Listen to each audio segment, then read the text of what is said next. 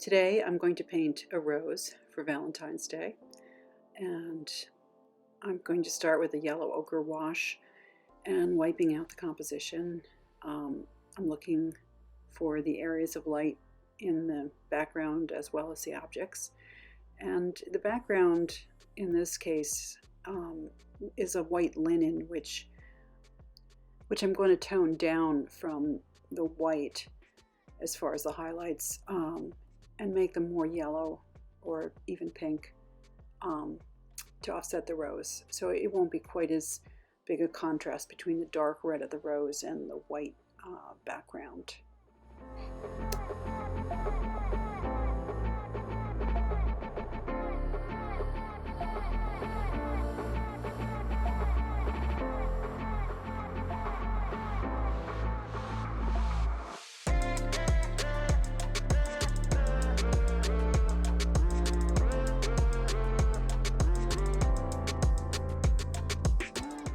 I get my composition pretty well established using the rag and the rubber tip tool to wipe it out.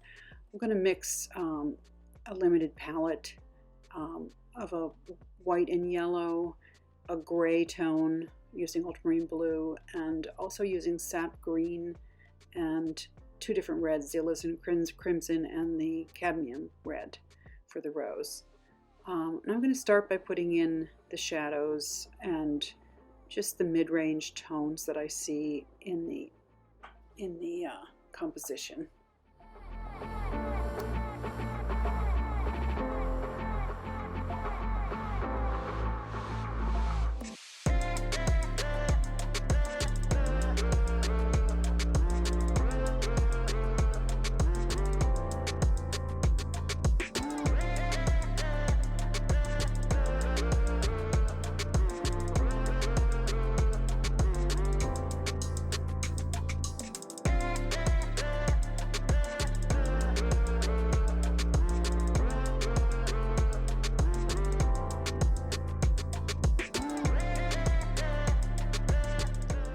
And now I'm going to put in the lightest lights in the background.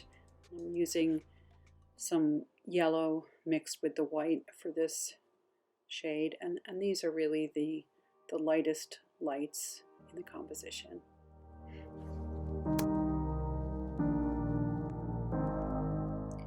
You notice I'm putting in the folds in the fabric as well. It sort of helps to delineate the composition as in terms of a grid, and helps with my drawing to make sure I have the shadow placed correctly, and it just adds more interest to the painting if the background is not just one entire color or value, but made up of some subtle patterns of color and shadow.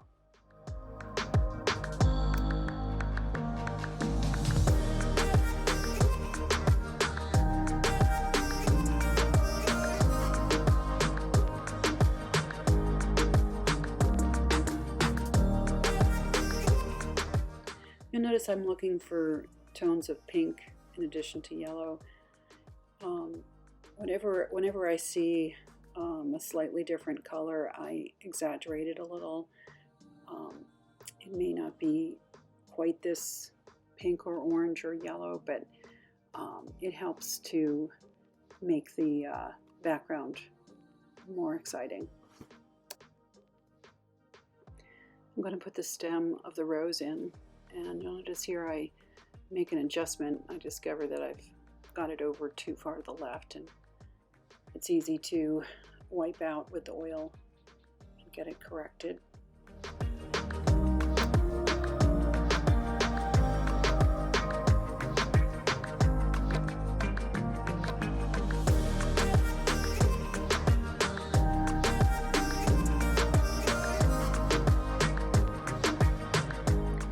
As I start working on the rose, I'm going to put in the darks first, which is a mixture of alizarin crimson and raw umber.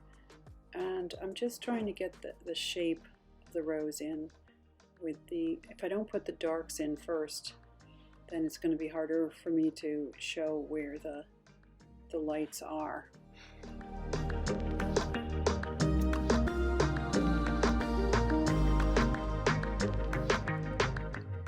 And basically I'm using two red tones in this flower. I'm using the darker alizarin with raw umber for the darker areas, and then I'm using a cadmium red mixed with a tiny bit of white and yellow to really bring out the lighter shade. You might think you can just mix the alizarin with white to make your lighter tone. By using the cadmium, you really pull out more contrast in the flower bud. Remember that I am speeding up the video here to keep the entire video shorter, and if you ever want to slow it down, there is a way to do that with YouTube. You can slow down the video, and if you even go to some of these clips are 4 times the speed of normal, so you might want to slow down if you want to just see things a little more clearly. When painting the leaves, and this is true of any type of foliage, I'm looking for the different values in the greens. There's usually some areas that are yellower, some areas that are bluer, and in addition to just being darker and lighter.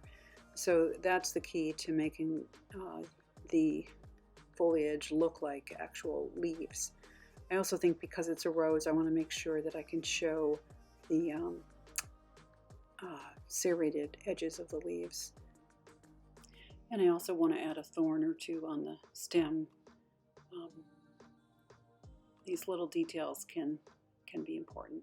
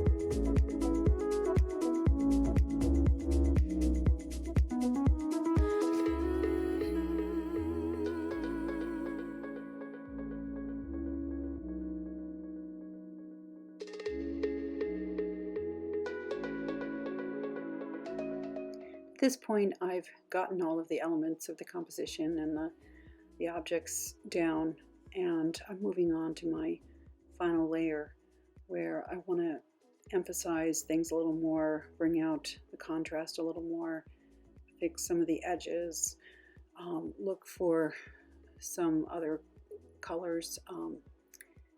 For instance, I noticed that in the glass, I decided to put a little turquoise blue into those white highlights, and I'll be doing that at the very end, after the video's completed, but you'll see it in the final painting.